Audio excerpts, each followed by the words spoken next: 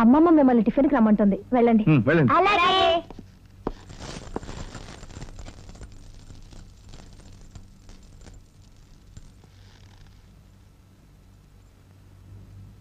రాదా, ఆయన ఎందుకు వచ్చారు అడుగు.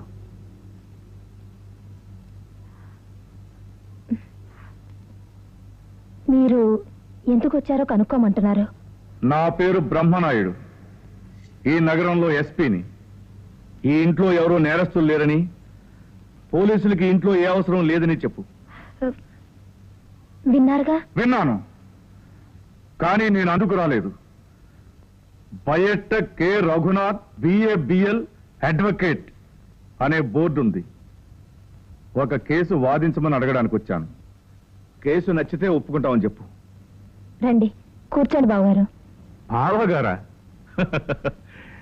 ఇంటికొచ్చిన క్లయింట్లతో బంధుత్వం కలపడం మీకు అలవాటా? అదేమిటి? పోలీసులం కదా, మాకి ఇంట్లో బంధుత్వం ఏముంటుంది. కేసు ఏమిటో చెప్పమను. నేను ప్రాణానికి ప్రాణంగా చూసుకుంటున్న నా పిల్లలు నా నుంచి బలవంతంగా వేరు చేయబడ్డారు. వాళ్లను తిరిగి నాకు అప్పగించమని కోర్టులో వాదించాలి. ఈ కేసు నాకు ఇష్టం లేదు, నేను ఒప్పుకోను. బయట బోర్డు పెట్టుకుని మొట్టమొదటిసారిగా నల్ల కోటు వేసుకుని వాదించే అవకాశం వచ్చినప్పుడు ఫస్ట్ కేసు వదులుకోవడం మూర్ఖత్వమే అవుతుంది. ఓడిపోయే కేసు ఒప్పుకోకపోవడమే మంచిది. ఎందుకంటే ఆ పిల్లలిద్దరికీ ఇప్పుడు ఆ తండ్రి మీద ప్రేమ లేదు, అభిమానం లేదు. తండ్రి దగ్గర ఇదివరకు నా ఆదరాభిమానాలు లేవని భయపడుతున్నారు. భయపడుతున్నారా? నెవర్.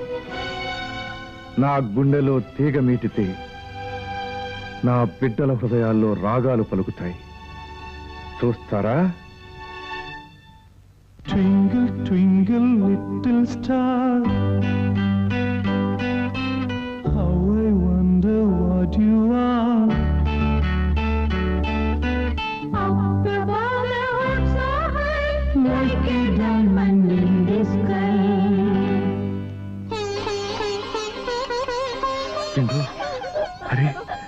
హరి, బిందు, ఏమిటిది? ఇద్దండి. మీ నాన్న మాటలు విని మళ్ళీ ఆ ఇంటికి వస్తే ఆ ఇంట్లో మీ సవిత లేదు, రాక్షసి. అది మిమ్మల్ని బతకనేది. ఏమనుకుంటున్నారా ఏమిటో? అన్నపూర్ణమ్మ గారు, ఆ పిల్లల మంచి చెడ్డలు చూడడానికి ఎక్కడి నుంచో తీసుకొచ్చిన ఒక పరాయి స్త్రీ. Mister Raghunath, hold your tongue. మీరు న్యాయశాస్త్రం చదివింది నోటికొచ్చినట్టు మాట్లాడడానికి కాదు. Mind it.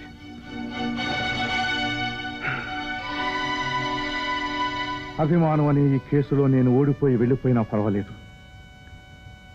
తల్లి చనిపోతే తండ్రి దగ్గర పెరిగిన ఈ బిడ్డలు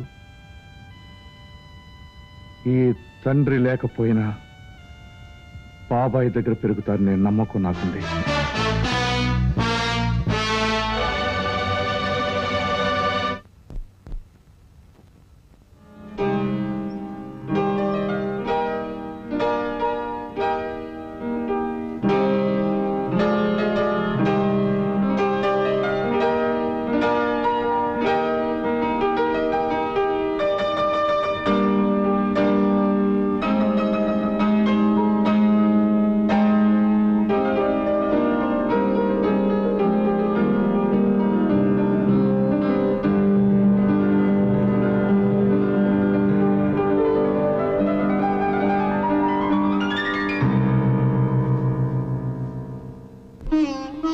రానన్నారా?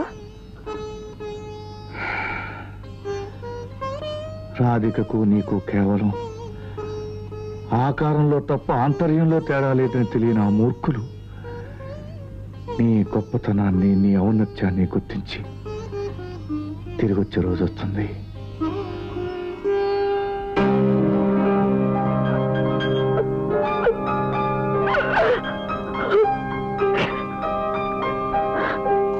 ఇంట్లో బంధించి ఉంచారని నమ్మి ఈ నోటీస్ జారీ చేయడమైనది.